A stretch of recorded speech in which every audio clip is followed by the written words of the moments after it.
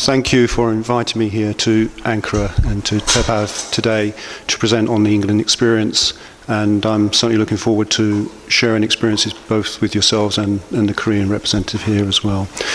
I want to break my presentation into three main parts. I want to give you a very quick overview of urban planning in the UK, and then to try and illustrate what is a highly fragmented system by looking at three case studies, and then talking about something which is currently in the discourses of UK practice, something called localism, and draw out some reflections of that at the end. One thing you've got to realise that the UK is now characterised by something we call an asymmetrical plurinational state. If you look at the map on the right, the white areas, which is, for those who know, the United Kingdom, are Scotland to the north, Wales to the west, and Northern Ireland, which is the white area on the Irish island there, are now governed differently than England. So we actually now have a varied picture of governance across the United Kingdom, and that in itself is posing issues and questions about the nature of that nation state. I'm going to focus on England in order to keep this fairly simple and straightforward.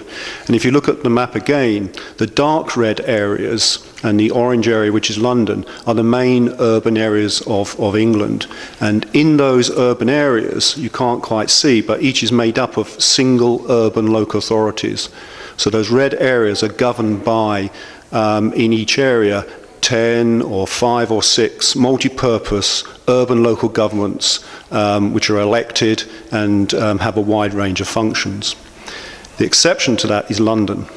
London actually has 2 tiers of government.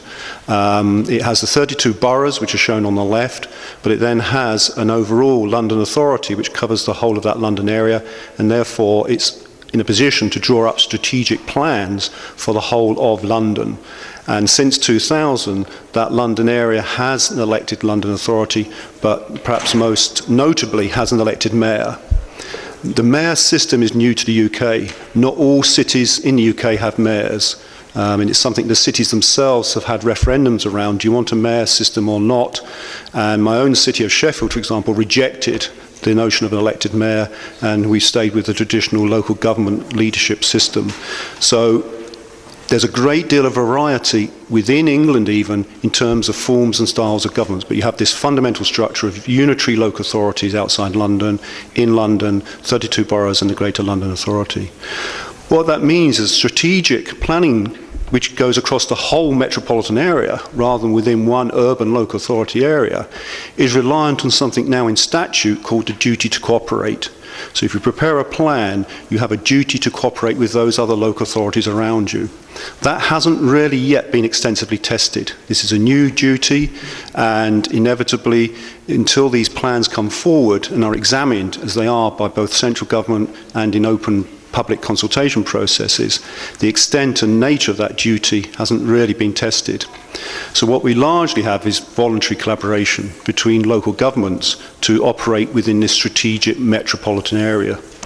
One of the things that's laid on top of that now is that we have got rid of regional development agencies and set up what's called local enterprise partnerships.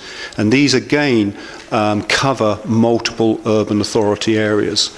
So again, if I take Leeds as an example, another northern city, there's Leeds City Council. It then works with 8 other local authorities around that core Leeds area, and then that is covered by a local enterprise partnership. So again, this is characteristic very much of the English and UK system, that it's fragmented and it's fluid. It changes as national governments come in and begin to alter the map almost of government in the country.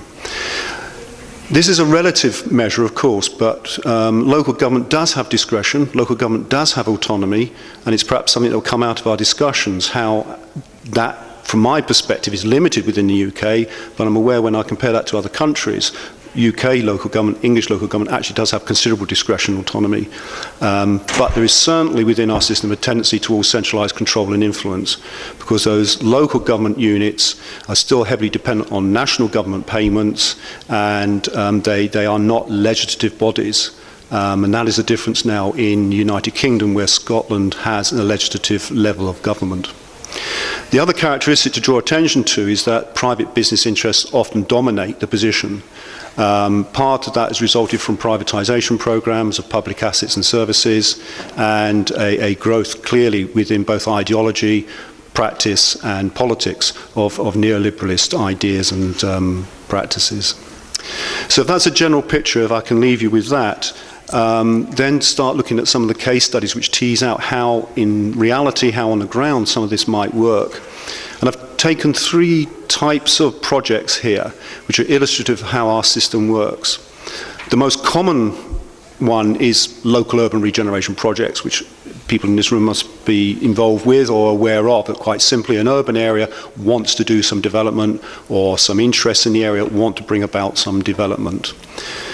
But overlaying that now, we have rather interestingly 2 types of other processes. One which were called nationally significant infrastructure projects, and then major projects of national importance.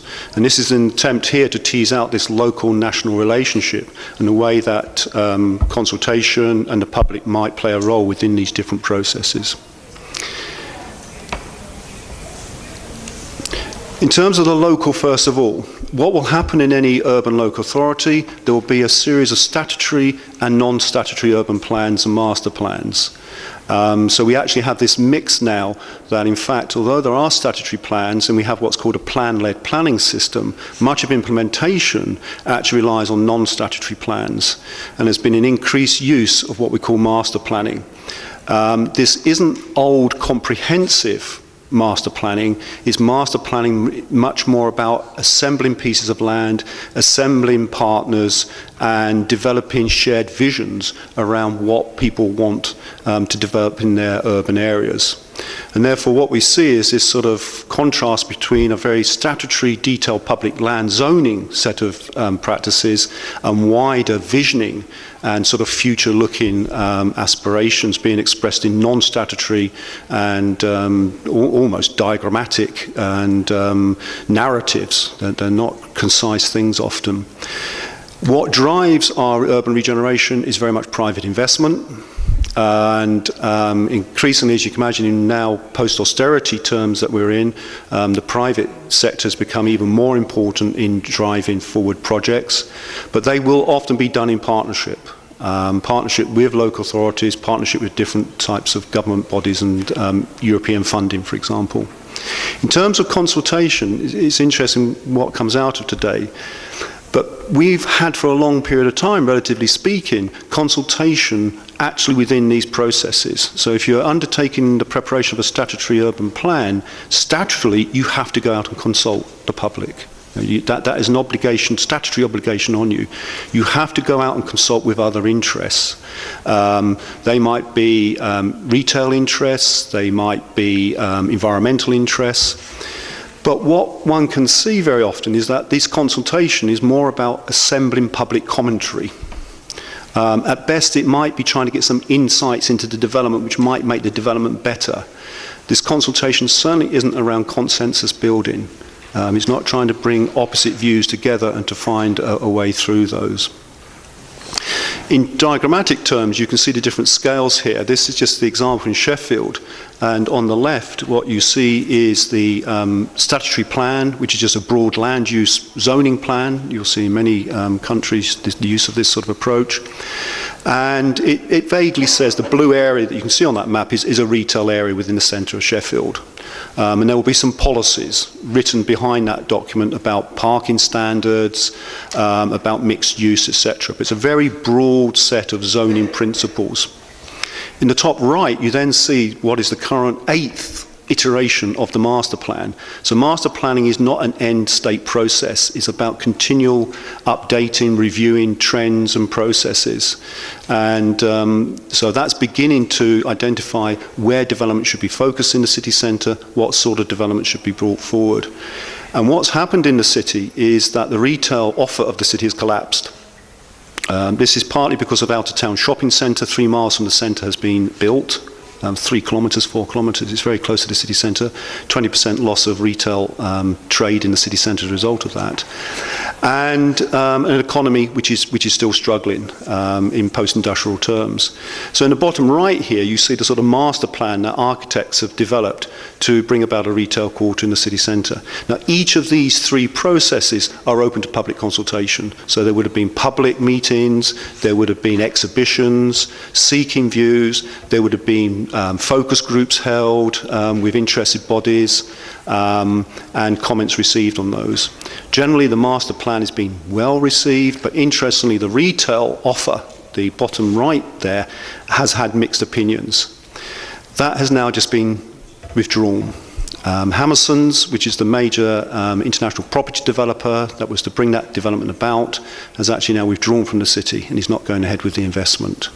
So that's not public opposition that stopped that, it's simply market conditions have stopped that. And the City Council currently now is going through a review process to see how that development then should be taken forward in the future. And he's going through another round of public consultation to see what views and opinions there are on that. So that's at the local level, and that sort of practice will be replicated across all of the urban areas and at scales depending on the size of the project, etc. What we then have overlaying that is this established in Planning Act 2008, something called nationally significant infrastructure projects. And basically this involves an examination in public of major proposals which relate to energy, transport, water, waste and wastewater. So it's a very defined set of areas which are coming underneath this nationally significant infrastructure project process. So in statute, there is limits around each of these. So what a nationally significant project is defined in the terms of energy, the size of the generation plant, the amount of energy transmission plant it needs, etc., transport, the size of the motorway. So each of these have quantitative measures against them to indicate what makes them nationally significant.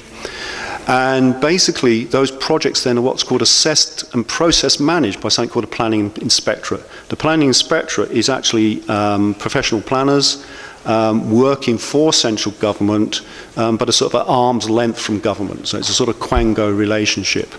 But at the end of the day, the planning inspectorate assesses the project and then makes a proposal. And that proposal then is responded to by the central government Secretary of State. And the Secretary of State can either accept the proposal or reject the proposal.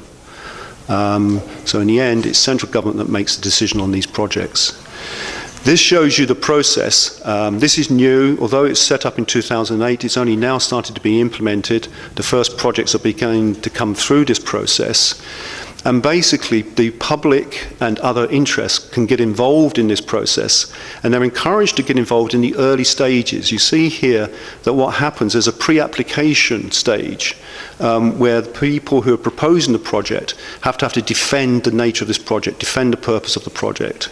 And then the inspector accepts if it is nationally significant, if the way they've defended it actually is desirable. And there's a lot of environmental assessment, for example, which goes on at this stage, but also a lot of consultation with the public and other affected interests.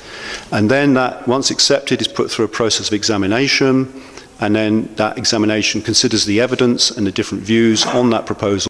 A decision is reached and recommended to the Secretary of State.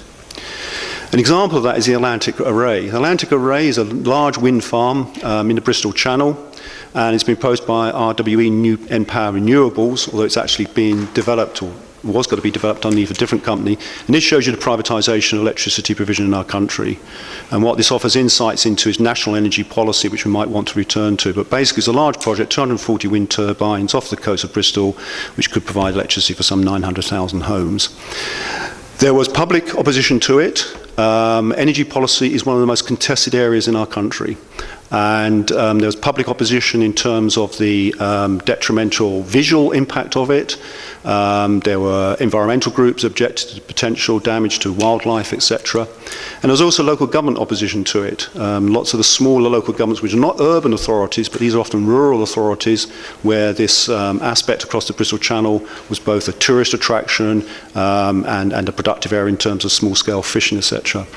Interestingly, again, this proposal has also been withdrawn, literally last month.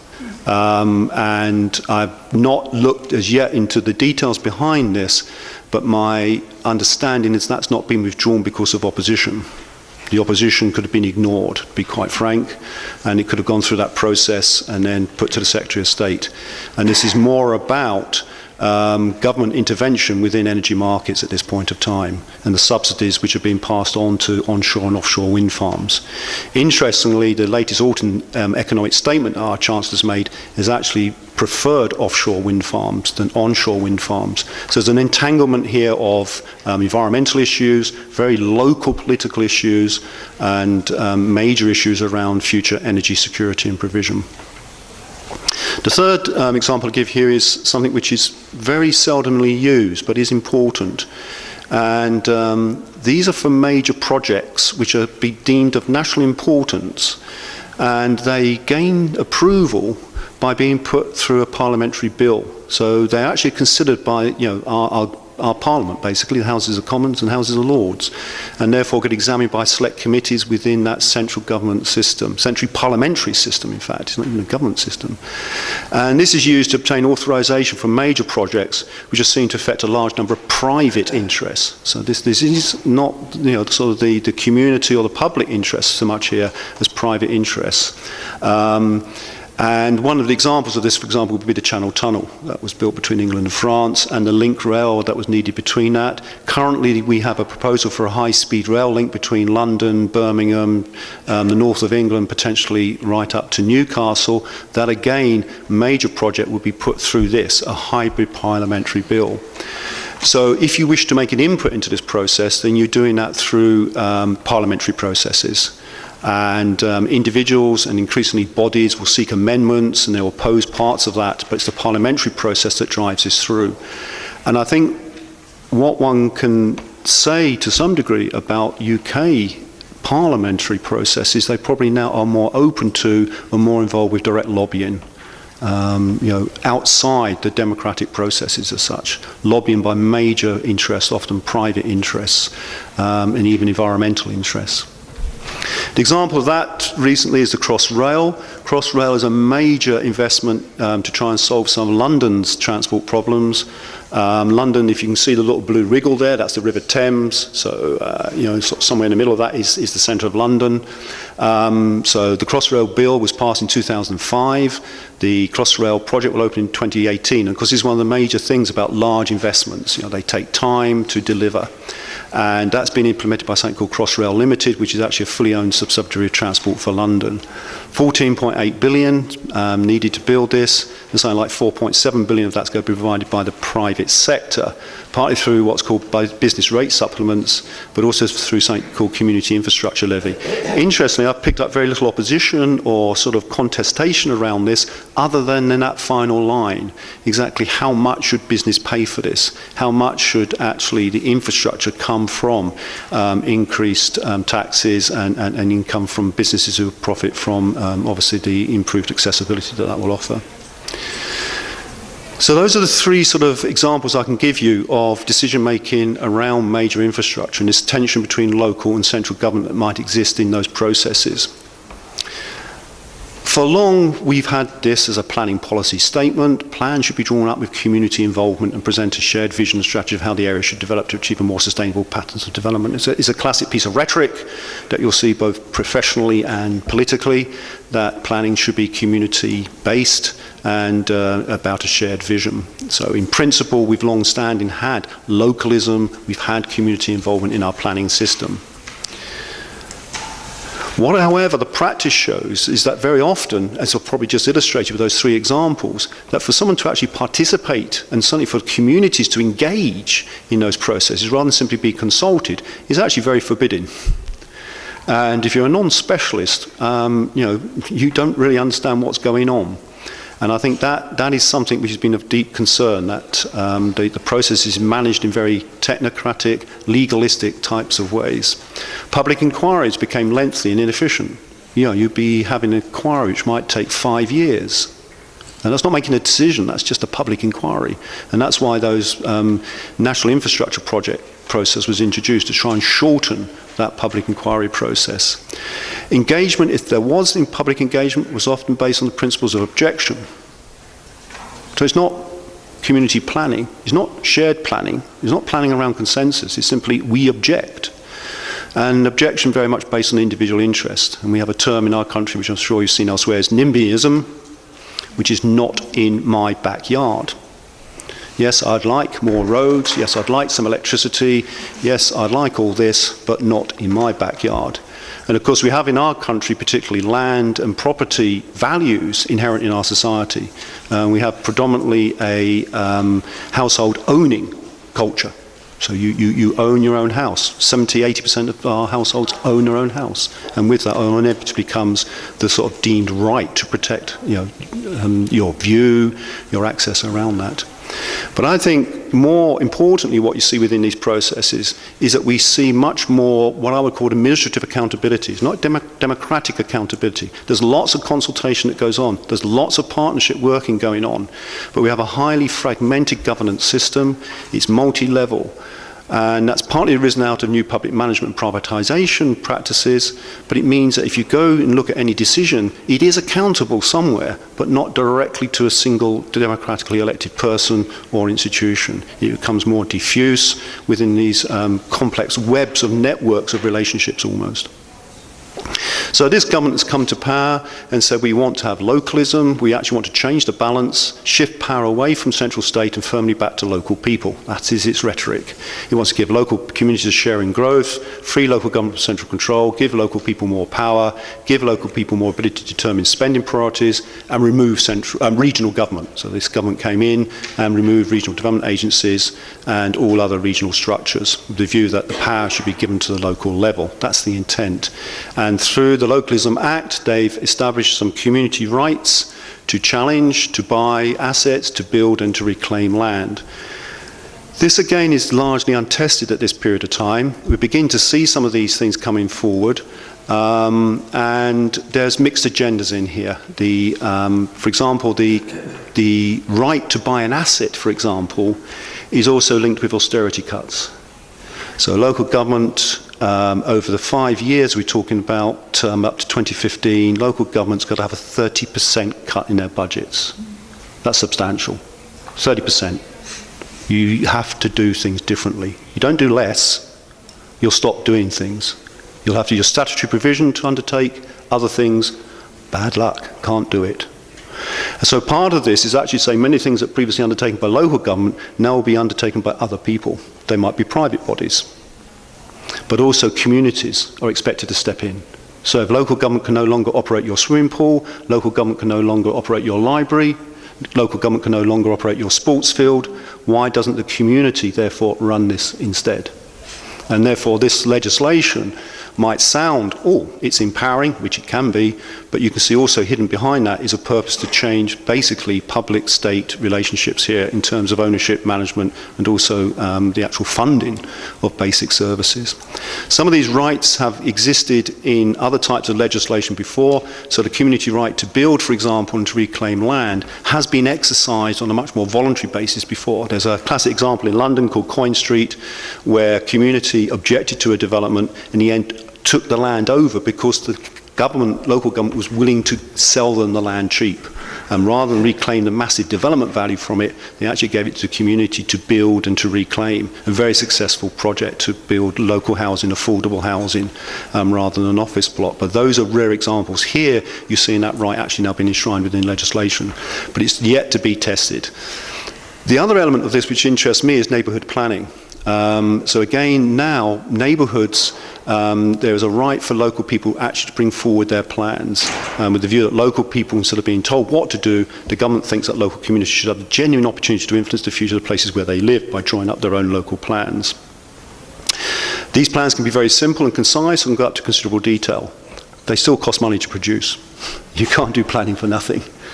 So again, these can cost you anything between £17,000 and £200,000. I don't know what that converts to through to your currency, but you will still need consultants, you'll still need some legal advice, etc. But these are now beginning to come forward. We see neighbourhoods beginning to try and shape what development's happening in their area by having these development plans.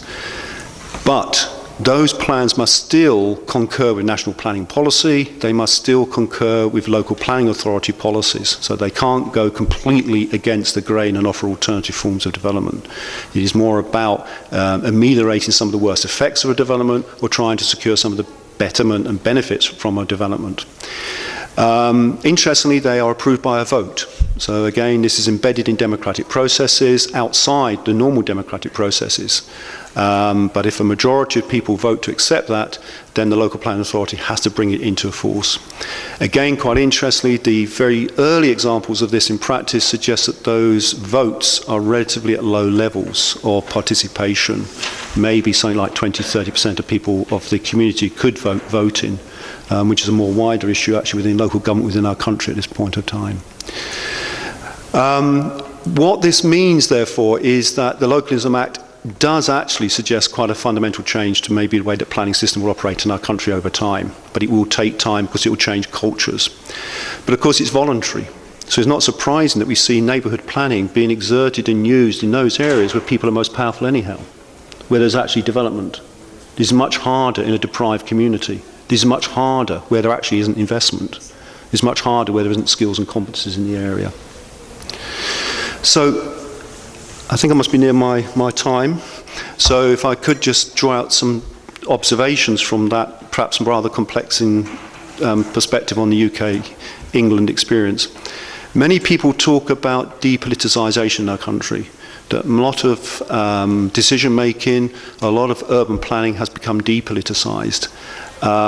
Potential conflict is often managed through policy agendas in various forms of democratic accountability. And that democratic accountability is largely non-active. People won't necessarily know who their MP, who their councillor is. That MP or councillor might not be directly involved in these processes, but other agencies will be.